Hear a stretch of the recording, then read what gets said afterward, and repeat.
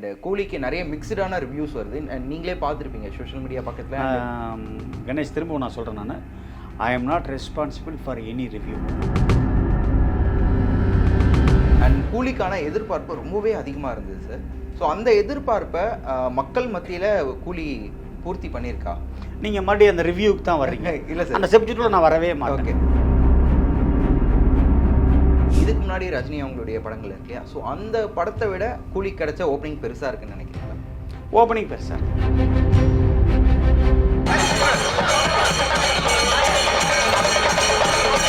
So A certificate கொடுத்ததுனால குடும்பங்கள் வராங்க, பட் அவங்களுடைய குழந்தைகள் வராதனால அதில் ஏதாவது கலெக்ஷன் கம்மியாக இருக்கு. ஒரு 15% கலெக்ஷன் கம்மி தான் சார்.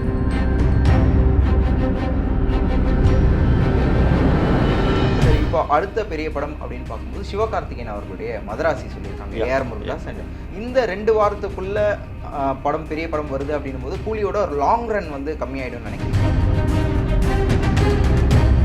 தமிழ் ஆடியன்ஸ், தமிழ் இண்டஸ்ட்ரியில் கூலி will be the 1000 crore club அப்படின்ற மாதிரி சொல்லிட்டு இருக்காங்க.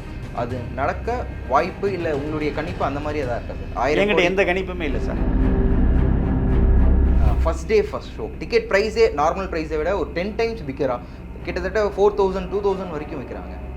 அதை பற்றி அது அவங்க கூட வச்சு ஜென்ரலாக விற்கிறதுங்கிறது ஒரு ஜென்ரலான ஒரு இயற்கையான ஒரு நடைமுறை உள்ளது. அதுக்கு நம்ம எப்படி சார் அதை தடை செய்யணும்? பட் ஆனால் விமர்சனம்ன்றது ஒரு தியேட்டர் ஓனர் எப்படி பார்க்குறீங்க? ஒரு விமர்சனம் எப்படி இருக்குன்னு. விமர்சனம்ங்கிறது ஒரு ஆடட் கிளாமர் சார். ஒரு நல்லா இல்லாத படத்தை எவ்வளோ பெரிய விமர்சனத்தினாலையும் ஓட்டிட முடியாது. நல்லா இருக்கிற படத்தை ஓடாமல் பண்ணிடவும் முடியாது. ஸோ அது வந்து ஒரு 5 to 10% அந்த வசூலை கூட பண்ணும், இல்லை குறைச்சி பண்ணும், அவ்வளோதான் விஷயம். கூலி ஹிட்டா ஃப்ளாப்பா சார்? படத்தினுடைய பேஸ் வந்து கதை தான் சார். கதை நல்லா இருக்கணும் சார். கதை நல்லா இருந்தால் எந்த ஒரு சின்ன நடிகர் நடிச்சிருந்தாலும் அந்த படம் வந்து வெற்றி அடையும். கதை நல்லா இல்லைன்னு சொன்னால் எந்த நடிகர் நடிச்சிருந்தாலும் அந்த படம் தோல்வி அடையும். அதுக்கு நீங்கள் சொன்ன உதாரணம். ஆனால் ரஜினிகாந்த் அவர்களை எப்பயுமே தளபதி விஜய் அவர்கள் கூட கம்பேர் பண்ணிகிட்டே இருக்காங்க இல்லையா? ஸோ இவர் நம்பர் 1, அவர் நம்பர் 1. ஸோ இந்த காக்கா கழுகு கதை கூட நீங்கள் கேட்டிருப்பீங்க.